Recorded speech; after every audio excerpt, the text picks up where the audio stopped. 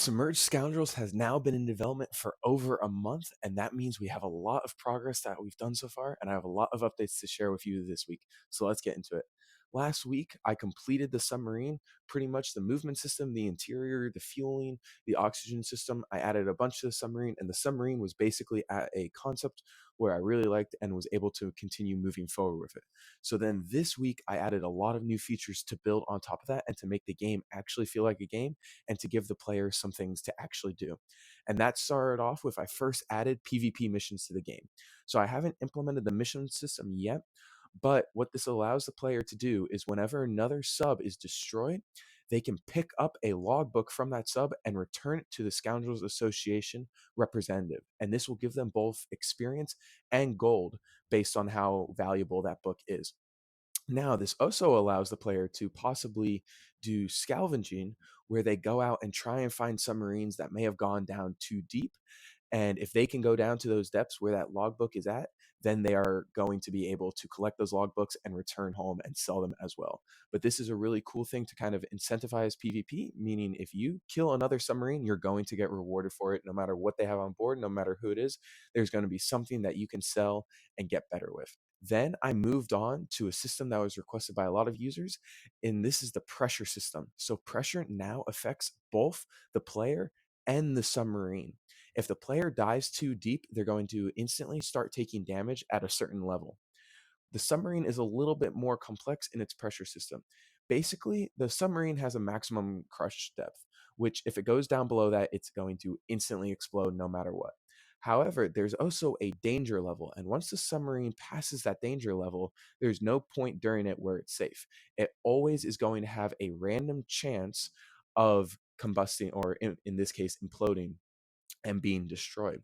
The deeper you go down and the closer you get between crush depth and that danger level, the more likely it is that you're going to explode. And there's nothing the player can do about it once they reach that depth. It's random, it can happen at any point except go back up to safe levels. And this is going to be something that I'm excited for because it's going to be an upgrade system. Basically, you're going to be able to upgrade your submarine with better materials and better hull technologies, making it so that it can go deeper and that you can go deeper. Whenever you're inside the submarine, there is no pressure being put onto the player. However, if you bring your submarine deep where it is able to go, but if you try to exit it from there, then pressure is going to be applied to the player and you're going to start taking damage. Once I was done with that system, I started adding to the world of Submerged Scoundrels. There is going to be 8 different players who are going to be playing on a server at any point. So that's 8 different submarines you could potentially be in combat with. And the first step into implementing this multiplayer system is by adding the different islands. So first I made the map 7 times bigger. That means the ocean is massive compared to what it was before. And then along the edges, I put 8 different player islands, the same island you see in every single video and short or TikTok. But now there are 8 of them across the ocean where players can spawn and control their submarines from. There's going to be a center island that's going to be the spawn island. I haven't implemented that yet, but basically everyone's going to spawn there and then be able to teleport out and claim whichever island they want if it's available. With those islands, this allows the first multiplayer features to start happening and allows me to start really taking into consideration how my systems are made so that they're able to be done 8 different times and that one submarine does not count for every single person's submarine. And I already had to fix a few glitches with that along the way. Then one of the last things I added this week was I added the Scoundrels Association level. So there is now a representative inside of your island that you can sell things to. And this is where you sell the logbooks. You collect these logbooks and you turn them in. But now there's actually a level system that is included with that Scoundrel Association representative. And basically, what he does is he's going to give you these levels, and that's how you're going to get to upgrade different things. These levels are going to give you access to higher and better upgrades, and you're going to be able to level up by doing things like completing missions, killing other players, things like that, and then selling the rewards from that as well. So it was a really cool feature. I added more to leaderboard. I created a whole separate tutorial if you're interested on how the leaderboard works and getting that set up along with the leveling system I implemented. It's a very simple exponential system. If you're interested, check that video out. But yeah, that's a really cool system. And again, that's something that every Roblox game pretty much has. Any type of game like this has, where there's a leveling system where the player can level up and get better resources because of the work they did in the past. Then the last thing I added for the week, and this was really cool, and it led me into a new feature, the terrain feature of Roblox, which I touched on a little bit with the ocean, but I really went into it when I made this feature, and that is the barren islands. There are now 10 different random islands across the map, each one completely different than the other, that the player can go explore. They're going to be integrated into different missions and the Scoundrels Association, and I think they're really cool. Each one got better as I got better at using the terrain system and the terrain editor. I think the first ones probably are going to need to get touched up by the time I fully release this game, but the last ones are really cool. And there's some with caves, and there's some that aren't necessarily islands, maybe just rock formations, but lots for the player to explore. And I'm going to start adding Easter eggs into these islands for players to explore and find and discover and potentially get some experience from as well. And with these islands, like I said, I'm going to start tying these into the missions. I'm going to create missions centered around them. You're going to get experience every time you step onto these islands for the first time. So there's going to be 10 islands, and I'm going to give it some number, but each time that you step onto one for the first time, if you've never gone to it before, you're going to get experience.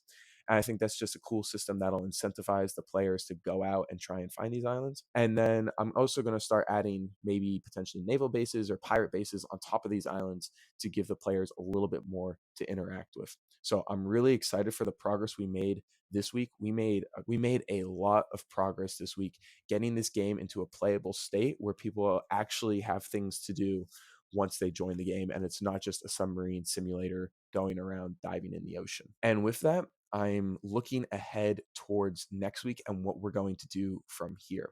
And pulling up the classic Trello board that I've shown every single week, we're now done with the submarine. We're now done with the PvP missions, pressure system, all the player islands, the outpost in the level system, and the barren islands. So there's only two more things I'm looking at for the alpha release, and that's the convoy supply missions and the submarine shipyard, where you're going to be able to upgrade your submarine and the things that are on top of that. And now, what this means looking ahead for this next week is I'm looking at starting testing very, very soon, potentially in the next week or two, once these last things are finalized. And if you're interested in testing, please join my Discord for all the information. That's where everything's going to be taking place. And that's where I'm going to be getting people from. But looking ahead to this next week, I'm going to try and wrap up these two tasks and a few other things. So I'm going to add the convoy supply missions. And I feel like this is going to be a little bit of a complicated feature of one, making the mission system, but then also two, having convoys going around the map and having them spawn in different locations and go to different locations. And we'll see how I implement that, but I think that's going to take a few days to do.